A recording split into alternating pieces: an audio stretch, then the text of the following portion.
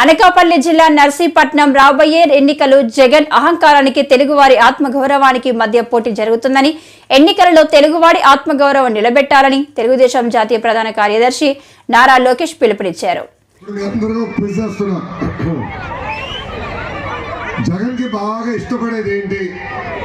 మొదటి ఆప్షన్ డబ్బులు, రెండో ఆప్షన్ ప్యాలెస్లు, మూడో ఆప్షన్ బూతులు.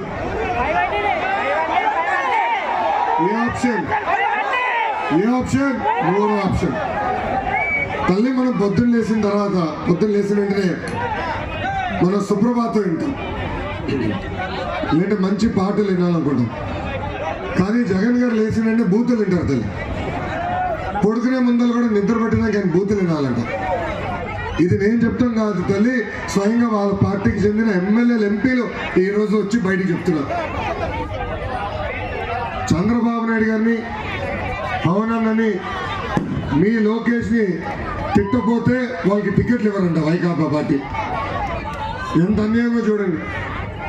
అందుకే చాలా మంది శాసనసభ్యులు మాకు వద్దురా బాబు, మేము గౌరవంగా బతకాలని ఈరోజు ఆ పార్టీ నుంచి పారిపోయే పరిస్థితి ఈరోజు చూస్తున్నాం. ఎన్నికల ముందర నవరత్నాలు అన్నాడు, ఇప్పుడు బూత్కి రత్నం తీసుకొచ్చాడు తెలియదు, ఒక అవార్డు తీసుకొచ్చాడు తెలియదు. ఆ బూత్ రత్నం మొదటి అవార్డు ఎవరికి ఇచ్చారు తెలుసా? సన్నబియ్య సన్నాసి కొడాల నాని. ఇక్కడ చాలా మందికి తెలియదు, యువతి యువకులు కూడా చెప్తున్నా. ఆనాడు అన్న ఎన్టీఆర్ గారి దగ్గర నుంచి బాబు గారి వరకు వీరిద్దరు ముఖ్యమంత్రిగా ఉన్నప్పుడు 1,70,000 టీచర్ పోస్టులు ఆనాడు భర్తీ చేశారు. 2 నెలలు ఓపిక పట్టండి, తెలుగుదేశం జనసేన ప్రభుత్వం ఏర్పడుతుంది, తప్పనిసరిగా పెండింగ్ పోస్టులని డిఎస్సి ద్వారా భర్తీ చేసే బాధ్యత మేము తీసుకుంటాము. జగన్ ఈ మధ్యన పదే పేదలకి ధనవంతుల మధ్యన యుద్ధం అంటున్నాడు. జగన్ పేదవాడంట. అవును, నిజమే. జగన్ 1,00,000 కోట్ల ఆస్తున్న పేదవాడు. జగన్ 1,00,000 రూపాయలు ఖరీదైన చెప్పులేసుకుని తిరిగే పేదవాడు. నిజమే. జగన్ 1,000 రూపాయలు విలువైన వాటర్ బాటిల్ నుంచి నీరు తాగే పేదవాడు. నిజమే. Jagan Bharathi cement Sandur power plant ఉన్న పేదవాడు. నిజమే. హైదరాబాద్లో ఒక ప్యాలెస్, బెంగళూరులో ఒక ప్యాలెస్, ఇడపలపాయలో ప్యాలెస్, మంగళగిరిలో ఒక ప్యాలెస్, ఇప్పుడు విశాఖపట్నంలో ప్యాలెస్ ఉన్న పేదవాడు. తల్లి పేదవాడు ధనవంతుడు మధ్యన యుద్ధంగా తల్లి 2 నెలల్లో జగన్ అహంకారానికి తెలుగువాడి ఆత్మ గౌరవం మధ్యన యుద్ధం జరగబోతుంది. Visakha Gajuwaka YCP incharge Urukoti Chandu comments. గాజువాక శంకారావం సభలో లోకేష్ వ్యాఖ్యలను ఖండిస్తున్నాం. ఎమ్మెల్యే నాగిరెడ్డిపై లోకేష్ ఇష్టానుసారంగా మాట్లాడారు. నమస్కారం. ఇక్కడికి వచ్చిన పాత్రికేయ మిత్రులందరికీ కూడా నాకు హృదయపూర్వక నమస్కారాలు తెలియజేసుకుంటూ, నిన్న నారా లోకేష్ గాజువాక నియోజకవర్గంకి శంకరావం సభకు వచ్చినప్పుడు కొన్ని అవాకు చవాకులు వాగారు. ముఖ్యంగా స్టీల్ ప్లాంట్ ప్రైవేటైజేషన్ విషయంలో వైఎస్ఆర్ కాంగ్రెస్ పార్టీ ఏమీ చేయలేదని, అలాగే ఎంపీ కానీ ఎమ్మెల్యే కానీ ఏమీ పట్టించుకోలేదని అన్నట్టు ఇక్కడికి వచ్చి ప్రజలు నమ్మించే ప్రయత్నం చేశారు. ఆయన ఒక్కటే అడుగుతున్నాను, నారా లోకేష్, నిజంగా మీకు కళ్ళు ఉన్నాయా? నిజంగా మీ ప్రభుత్వం, మీ నాన్నగారు, మీరు ఎప్పుడు కూడా రాష్ట్ర ప్రజల్ని మోసం చేయడం, ఆ యొక్క తెలుగుదేశం ఈనాడు పేపరు, ఆంధ్రజ్యోతి పేపర్లో పెట్టి తప్పుడు వార్త ప్రచారం చేయడమేనని చెప్పి నేను ప్రశ్నిస్తున్నాను. ఎందుకంటే మరి జగన్మోహన్ రెడ్డి గారు ప్రైవేటైజేషన్ వ్యతిరేకిస్తూ దాన్ని అసెంబ్లీలో 2 సార్లు తీర్మానం చేసి ప్రధాని నరేంద్ర మోడీ గారికి స్వయంగా లేఖ రాశారు. ఇవన్నీ మీకు కనిపించలేదా? నువ్వు మీ నాన్న ఏం చేశారు? దానికి వ్యతిరేకంగా ఏం చేశారు మీరు? గతంలో చంద్రబాబు నాయుడు ముఖ్యమంత్రిగా ఉన్నప్పుడు స్టీల్ ప్లాంట్ కార్మికులపై లాఠీచార్జ్ చేసిన చరిత్ర మీది. మీ టైంలోనే మరి ఎన్నో పారిశ్రామిక ప్రాంతం నిలబడిన గాజువాక ప్రాంతం జింకు పరిశ్రమ మూతపడింది మరి మీ టైంలోనే. అలాగే రాజశేఖర రెడ్డి గారు మరి ఆయన ముఖ్యమంత్రిగా ఉన్నప్పుడు షిప్ యార్డ్ని ఈ యొక్క మూతపడే స్థితి నుండి దాన్ని మళ్ళీ గైల్లో విలీనం చేసి లాభాల పాటు పట్టించారు. అలాగే BHPని బెల్లో విలీనం చేసి ఆ యొక్క కర్మాగారం మనుగడికి ఇవాళ కొనసాగిందంటే రాజశేఖర రెడ్డి దయ వల్ల. అటువంటిది నువ్వా ఈరోజు వచ్చి గాజువాక నియోజకవర్గం వచ్చి మాట్లాడుతావు? నీ గాజువాక నియోజకవర్గం ప్రజల కోసం కానీ ఇక్కడ ఉన్న సమస్యల కోసం నీకు అసలు ఏం తెలుసు అని చెప్పి నువ్వు మాట్లాడుతున్నావు. ఇక్కడ ముఖ్యంగా మరి గౌరవ శాసనసభ్యులు తిప్పల నాగిరెడ్డి గారి హయాంలో ఆయన్ని ఏదో అవినీతి పరుడు అని చెప్పి అది ఇది ముద్రేస్తున్నావు. ఆయన మీద అయినా అవినీతి పరుడు ఒకటైనా నువ్వు నిరూపించగలవా? ఆయన ఎన్ని అభివృద్ధి కార్యక్రమాలు చేశారు? ఇవాళ 2014 నుంచి 2019 వరకు మొత్తం పాలన అంతా కూడా గాలికి వదిలేసి స్థానిక ఎన్నికలు కూడా ఏమీ నిర్వహించకుండా ఈరోజు మీరు ఎమ్మెల్యేలు మంత్రులు పబ్బం గడుపుకోవడానికి ఆ జన్మభూమి కమిటీలో ఏర్పాటు చేసి ప్రజలను దోచుకునే స్థితికి మీరు వచ్చారు. రాష్ట్రాన్ని అంతా కూడా భ్రష్టు పట్టించారు. అటువంటి జగన్మోహన్ రెడ్డి గారు వచ్చాక సచివాలయాలు ఏర్పరిచి వాలంటీర్లు ఏర్పరిచి ఈరోజు ప్రజలకు నేరుగా ఈ యొక్క సంక్షేమ పాలన అందిస్తూ ప్రజలకి స్వయంగా గడప వద్దకు సేవలు అందిస్తూ ఈ యొక్క ప్రభుత్వ పథకాలన్నీ కూడా నేరుగా వారి అకౌంట్లోకే బటన్ నొక్కి వారి అకౌంట్లోకి నేరుగా డబ్బులు వేసి ఎంతో పారదర్శకంగా పాలన అందిస్తున్నారు. అటువంటిది మీకు ఆయనకి ఎటువంటి వ్యత్యాసం లేదు. ఆయనకి మీకు నక్కకి నాగలోకానికి కొంత తేడా ఉంది. ప్రజలందరూ కూడా ఇవన్నీ మర్చిపోతారు అనుకున్నావా? ప్రజలందరూ కూడా మీ టైంలో మీరు ఎన్ని మోసాలు చేస్తారు, ఎన్ని హామీలు ఇచ్చి ఆ రోజు 2014 గద్దెనెక్కారని కూడా ప్రజలందరికీ తెలుసు. ఖచ్చితంగా అందుకే మీకు 2019లో బుద్ధి చెప్పారు. ఇంకా మీరు మళ్ళీ అప్పుడు చెప్పిన ఇది సరిపోక మళ్ళీ ఈరోజు మళ్ళీ పవన్ కళ్యాణ్ వెంట పెట్టుకొని మళ్ళీ మీరు వస్తున్నారు. ఇవన్నీ ప్రజలకు తెలుసు. మళ్ళీ ప్రజలు మీకు తప్పకుండా బుద్ధి చెప్తారు. మొన్న ఇచ్చిన 23 సీట్లు కూడా ఈసారి మీకు వచ్చే పరిస్థితి లేదు. మొత్తానికి 0 చుట్టేసే తెలుగుదేశం చాప చుట్టేయడం ఖాయం అని చెప్పి మేము ఖచ్చితంగా మీ అందరికీ తెలియజేసుకుంటూ, అలాగే ఈ యొక్క ముఖ్యంగా స్టీల్ ప్లాంట్ ప్రైవేటైజేషన్ విషయంలో మరి ముఖ్యమంత్రి జగన్మోహన్ రెడ్డి గారు ఎంతో చిత్తశుద్ధితో ఉన్నారు. ప్రధానమంత్రి నరేంద్ర మోడీ గారిని కలిసినప్పుడల్లా పదే ప్రత్యేక హోదా అంశమే, స్టీల్ ప్లాంట్ అంశమే, అలాగే పోలవరం అంశమే పదే వారితో చర్చిస్తున్నారు. తప్పకుండా రేపు 25 స్థానాలు ఖచ్చితంగా వైఎస్ఆర్ కాంగ్రెస్ పార్టీ గెలుచుకొని తీరుతుంది. స్టీల్ ప్లాంట్ ప్రైవేటైజేషన్ నిలుపుదల చేస్తుంది. ఆ యొక్క కార్మికులకి వైఎస్ఆర్ కాంగ్రెస్ పార్టీ ప్రభుత్వంలోనే న్యాయం జరుగుతుందని చెప్పి మీ అందరికీ తెలియజేసుకుంటూ సెలవు తీసుకుంటున్నాను. Thank you. వచ్చే ఎన్నికల్లో వైసీపీ సర్కార్కి బుద్ధి చెబుతాం. విశాఖ స్వచ్ఛంద క్రైస్తవ సమాజం హెచ్చరిక. రాష్ట్రంలో క్రైస్తవుల మీద దాడులు జరుగుతున్నాయని విశాఖ స్వచ్ఛంద క్రైస్తవ సమాజం ప్రతినిధి హనీ జాన్సన్ ఆందోళన వ్యక్తం చేశారు. Good evening press and electronic media. నా పేరు Anil Paul, Christian minority joint active committee president. నేను విశాఖపట్నం సిటీలో అనేకమైన ప్రాబ్లమ్స్, క్రిస్టియన్ నాయకుల ప్రాబ్లమ్స్, చర్చెస్ ప్రాబ్లమ్స్ ఎన్నో సంవత్సరాల నుండి మేము టేకప్ చేస్తున్నాం. ఈరోజు మా యొక్క మా యొక్క బాధ, మా యొక్క విన్నపము ఎవరు వినట్లేదు. కానీ అట్లీస్ట్ మానవులైన మనందరం కలిసి ఈ యొక్క మీడియా ద్వారా అధికారుల దగ్గరికి మా మెసేజ్ పంపిస్తారని నేను నమ్ముతున్నాం. ఎలక్షన్స్ వచ్చాయి, ఎన్నో ఎలక్షన్స్ జరుగుతున్నాయి. మేము ఇది చేస్తాం అది చేస్తామని అంటున్నారే కానీ ఈ నాయకులు స్వార్థపూర్వకంగా పరిస్థితుల్ని మా మనసు నుండి, మా యొక్క ఉద్దేశాల నుండి దూరపరుస్తున్నారు. For example, India is my country, all Indians are my brothers and sisters అన్న స్లోగన్ను వైపౌట్ చేసేసి తారతమ్యాలు సృష్టించి పర్టికులర్గా క్రైస్తవుల్ని సపరేట్ చేసి క్రైస్తవుల మీద దాడి చేస్తున్నారన్న విషయం ఎవరికీ తెలియలేనిది అన్నది కాదు, ప్రతి ఒక్కరికి తెలుసు. Why the government is attacking Christians? Christian దృష్టిలోని ఏది ప్రింట్ అయితే అదే. Christian minority, Christian vote bank ఒకవేళ గవర్నమెంట్ దృష్టిలో లెక్క పెడితే ఓన్లీ 2%. ఈరోజు మీడియా వాళ్ళందరూ తెలుసుకోవాల్సింది ఏంటంటే మా విశాఖపట్నంలో మోర్ దెన్ 5,000 చర్చెస్ ఉన్నాయి. జగదాంబ చర్చిలో 3,000 మంది ఒక చర్చికి. అలాగా 5,000 మందిని 5,000 చర్చిలోని 3,000 మంది అని అంటలేదు. కనీసం ఒక్కొక్క చర్చిలోని 300 తీసుకుంటే 5,000 × 3 ఎంత ఉందో ఒకసారి ఆలోచించండి. ఈ ఓట్ బ్యాంక్ని మీరు ఎలా యూజ్ చేస్తున్నారు? మీరు ఈ గవర్నమెంట్ మా క్రైస్తవుల నాయకులని మేము తెలుసుకొని అని మేము గెలిపించి మాకు ఏదో చేస్తానని చెప్పి ఆఖరికి మాకు మిగిల్చింది మా కన్నీరు, మా దుఃఖం అంతే. ఎవరికి తెలియదు ఈ పరిస్థితుల్లో మేము వెళ్తున్నామని, ప్రతి ఒక్కరికి తెలుసు. కానీ ఈరోజు మరి ఒకసారి చెప్తున్నాను, క్రైస్తవుల చర్చిల మీద, పాస్టర్స్ మీద దాడులు ఇంకా చేస్తున్నారు. అది కొనసాగుతూనే ఉన్నాయి కానీ దానికి ఎండ లేదు. అయితే ప్రతి దానికి ఒక ఎండ్ వస్తుంది. తెలుగులో ఇంగ్లీష్లో ఒక సామెత ఉంది, every dog has its day అట. సో ప్రతి దానికి ఒక ఎండ్ వస్తుంది. నేను ఎలాగ ఎండ్ చేద్దాం అనుకుంటున్నానంటే, మా విశాఖపట్నం, మా విశాఖపట్నం చుట్టుపక్కల పరిస్థితుల్లో మాకున్న 20 lakh ఓట్ బ్యాంక్ని ఈసారి మేము ఏమి యూజ్ చేద్దాం అనుకుంటున్నామనంటే క్రైస్తవులుగా ఇండిపెండెంట్గా మేము నిల్చొని we want to fight against the government. We are not minority. ఏదో పేరుకి స్టాంప్ వేశారు మైనారిటీ అని, but we are not minority, we are the majority. Christian community is a majority. ఏదో మమ్మల్ని స్టాంప్ వేసేసి మమ్మల్ని చులకనగా చీప్గా చూస్తున్నారేమో కానీ ఈసారి ఈ ఓట్ బ్యాంక్లోని ఈ యొక్క ఎలక్షన్స్ మూమెంట్లోని మేము చాలా వైజ్ డిసిషన్స్ ఆల్రెడీ మా పెద్దోళ్ళు మా క్రిస్టియన్ కమ్యూనిటీ మేము ఆలోచించుకుని ఒక తీర్మానం తీసుకున్నాం. ఓట్ ఎవరికి వేయాలనేది మేము ఇప్పుడు మేము చెప్పవసరం లేదు.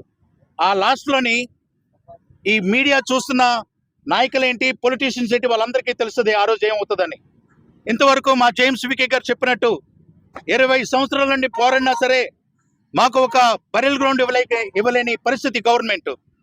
మా సొంత ప్రభుత్వం, మా సొంత ల్యాండ్, ఈ ఏంటిది క్రిస్టియన్ ప్రాపర్టీ హిల్ క్రైస్ట్ బంగ్లాని కూడా ఈ ప్రభుత్వం ఉంటుండగా కూడా వాళ్ళ చేతులకు వెళ్ళిపోయిందంటే మేము ఏం చెప్పాలి? నెక్స్ట్ ఎలక్షన్స్కి ఎవరిని మేము గెలిపించాలి? మాకు న్యాయం చేస్తారా? మాకు తెలీదు. మేము ఒకటి అనుకున్నాం, మాకు ఎవరు న్యాయం చేయట్లేదు. కానీ దేవుడు మా పక్షాన ఉంటే మాకు విరోధం ఎవరు లేరు. ఎంతవరకు మేము మనుషుల మీద ఆధారపడ్డాము, మా వాళ్ళని గెలిపించాము. ఈసారి మా దేవుడి మీదే మేము ఆధారపడతాం. ఆ దేవుడే న్యాయం తీరుస్తాడు. మేమందరం కలిసి క్రిస్టియన్ కమ్యూనిటీగా మేమందరం ఒకటై రానున్న ఎలక్షన్స్ లో మేము తీసుకున్న నిర్ణయం చాలా డిఫరెంట్. దయచేసి ప్రభుత్వం ఇప్పటికైనా స్పందిస్తే, ఎస్ నేను ఓడిపోకూడదు లేకపోతే మా ప్రభుత్వం ఓడిపోకూడదు అంటే రండి మా దగ్గరికి. మేము రావాల్సిన పని లేదు. మా మెజారిటీని మేము ఎవరి దగ్గరికి వెళ్ళవసరం లేదు. మేము ఆల్రెడీ మా యొక్క ఎజెండా ఉంది, ఎజెండాని మేము ఫుల్ఫిల్ చేసుకుంటాం. దయచేసి ప్రింట్ మీడియా వాళ్ళు మీ మీద కోపం కాదు, మీరు దయచేసి ఈ యొక్క మెసేజ్ అధికారుల దృష్టికి వెళ్ళేటట్టు మీరు చేయాలని నేను కోరుతూ నేను ప్రాధాయపడుతున్నాను.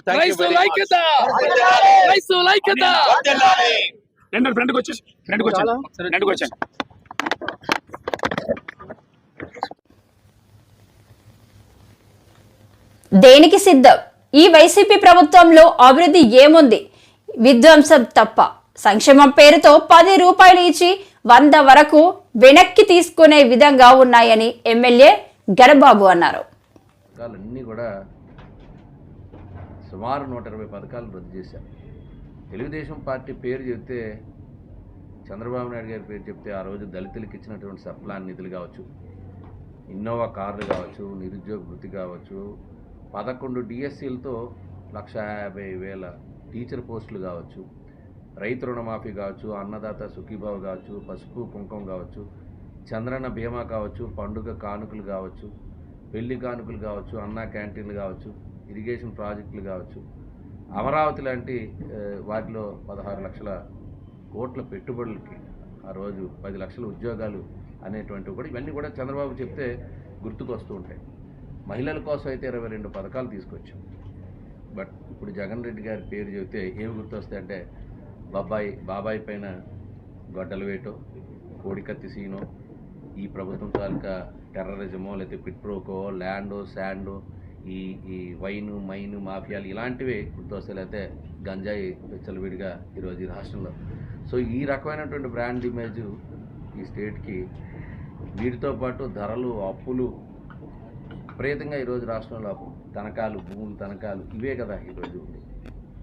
ఒకవైపు మోసాలు, ప్రశాంత వాతావరణం. నేను కూడా చెప్పాను ఆ సమావేశంలో, ప్రశాంత విశాఖపట్నం ఈరోజు ఎంత ప్లెజెంట్గా ఉండేటువంటి విశాఖపట్నంలో ఎప్పుడూ చూడని సంఘటనలు, కిడ్నాప్లు, హత్యలు, నేరుగా ఒక మెజిస్ట్రేట్నే ఇంటికి వెళ్ళి మర్డర్ చేసేటువంటి సంస్కృతి, ఇవన్నీ కూడా ఇక్కడ ఒక సేఫ్ ప్లేస్ అని అన్ని రాష్ట్రాల నుంచి, అన్ని ప్రాంతాల నుంచి వచ్చి ఇక్కడ స్థిరపడిన వాళ్ళు ఉన్నారు విశాఖపట్నం అంటే అంత.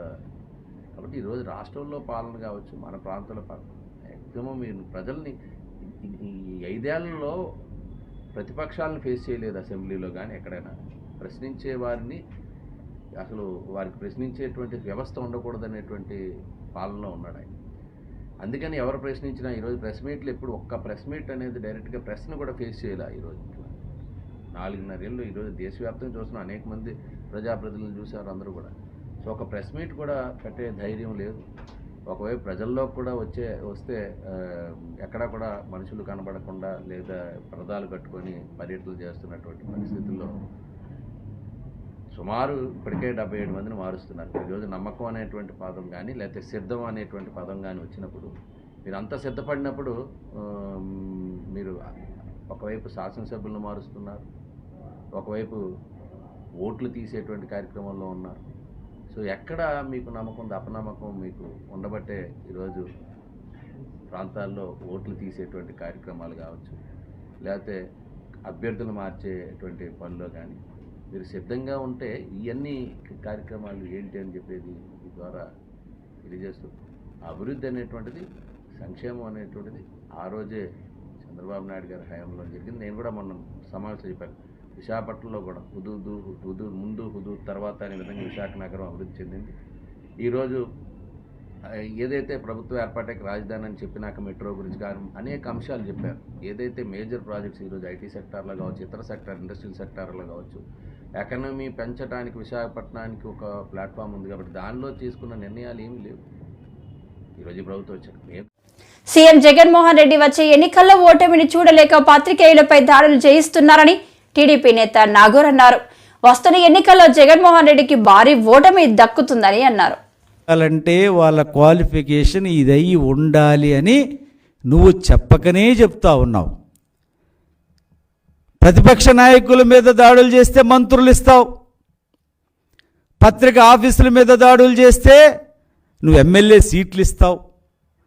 అంటే నువ్వు మీటింగుల్లో చెప్పేది చొక్కా మడత పెట్టండి అంటే మీరు చొక్కా మడత పెట్టి ప్రజలను కొట్టండి, ప్రతిపక్ష నాయకులను కొట్టండి, ప్రజల గొంతుకుని నిర్దాక్షిణ్యంగా నొక్కేయండి, ప్రజల సమస్యల్ని, ఈ యొక్క ప్రభుత్వ అకృత్యాలని, అన్యాయాలని ఎండగట్టే పత్రికల పైన కూడా దాడులు చేయండి అని నువ్వు చెప్పకనే చెప్తున్నావు జగన్ రెడ్డి. ఇదా అంబేద్కర్ గారి రాజ్యాంగం అని నేను అడుగుతా ఉన్నాను. అంబేద్కర్ గారి రాజ్యాంగంలో చట్టసభలకు ఏ రకమైన హక్కులు ఉన్నాయి, అధికారులకు ఏ రకమైనటువంటి హక్కులు ఉన్నాయి, అదే రకంగా జ్యుడిషియల్కి, న్యాయ వ్యవస్థకు ఏ రకంగా అధికారాలు ఉన్నాయి, పత్రికలకు ఏ రకంగా అధికారాలు ఉన్నాయని రాజ్యాంగంలో పొందుపరిచాడు మహానుభావుడు. నువ్వు ఆ రాజ్యాంగం సాక్షిగా ప్రమాణం చేసి ఈ రోజున ప్రజలు నాకు అవకాశం ఇచ్చారు, నేను ఇష్టానుసారంగా చేస్తాను, నా రాజ్యాంగాన్ని మా తాత రాసిన రాజ్యాంగంలాగా నువ్వు చేసేటువంటి ప్రయత్నాలని ప్రజలు చూస్తున్నారు, గమనిస్తూ ఉన్నారు. నిన్ను మడతబెట్టి ఇంటికి పంపించే రోజు ఎక్కడ సమయమేమి లేదు మిత్రమా. జగన్ రెడ్డి నిన్నింటికి పంపించేటువంటి ప్రయత్నంలోనే ఉన్నారు ప్రజలు. ఇవాళ నువ్వు అభ్యర్థులు మార్చే పనిలో ఉంటే ప్రజలు నిన్ను మార్చేటువంటి పనిలో ఉన్నారు. నువ్వు మాట్లాడుతావు, ప్రతి సభలో జపం చేస్తూ ఉన్నావు. నాకు ఈనాడు అండగా లేకపోవచ్చు, నాకు టీవీ5 అండగా లేకపోవచ్చు, నాకు ఏబిఎన్ అండగా లేకపోవచ్చు అని నువ్వు మాట్లాడుతున్నావు. ఈ పత్రికలు నీకు కాదు అండగా ఉండాల్సింది, నీకు అండగా ఉండరు, ప్రజలకు అండగా ఉంటారు. ప్రజా సమస్యల్ని, ఈ ప్రభుత్వం చేస్తున్నటువంటి తప్పుల్ని నిర్దాక్షిణ్యంగా ప్రజలకు దృష్టికి తీసుకెళ్లే బాధ్యత అందరికంటే పత్రికల మీద ఎక్కువ ఉంటుంది. పాలకపక్షం ఒక బాధ్యత అయితే, ప్రతిపక్ష పార్టీలు ప్రజల గొంతుగ్గా ప్రజా సమస్యల మీద పోరాటం చేసేటువంటి నేపథ్యంలో వాళ్ళ భావాన్ని ఈ ప్రజలకు చెప్పాలి, ఈ ప్రభుత్వానికి చెప్పాలనేటువంటి బాధ్యత పత్రికల మీద ఉంది అనేటువంటి విషయం తెలియని వాడివి నువ్వు ముఖ్యమంత్రి ఒక్క క్షణమైన నీకు అర్హత ఉందా నేను అడుగుతా ఉన్నాను. ఈ సాహసం ఎవరు చేయలే చరిత్రలో. పెద్ద పెద్ద మహానుభావులు, ఈ దేశంలో ఉన్నటువంటి నాయకులు ఉదయం లెగంగానే మా ప్రభుత్వం ఏం చేస్తూ ఉంది, మేమేం తప్పులు చేశాం, ఆ తప్పులు ఏ రకంగా సరిచేసుకోవాలని చూసేదే పత్రికలు. పత్రికలు ఈ సమాజాన్ని మార్చింది. స్వాతంత్ర పోరాటంలో ఈ పత్రికలు ప్రముఖమైనటువంటి పాత్ర పోషించాయి. ప్రజలను చైతన్యం తీసుకునేటటువంటి బాధ్యత, ప్రజలకు ఎక్కడ అన్యాయం జరుగుతుందో అది చెప్పే బాధ్యత ఉన్నటువంటి పత్రికల పైన ఈ రకంగా దాడి చేయటం అనేది నీ అకృత్యాలకు, నీ పిచ్చికి పరాకాష్ట. ఎంత దుర్మార్గం అంటే నీ సభలో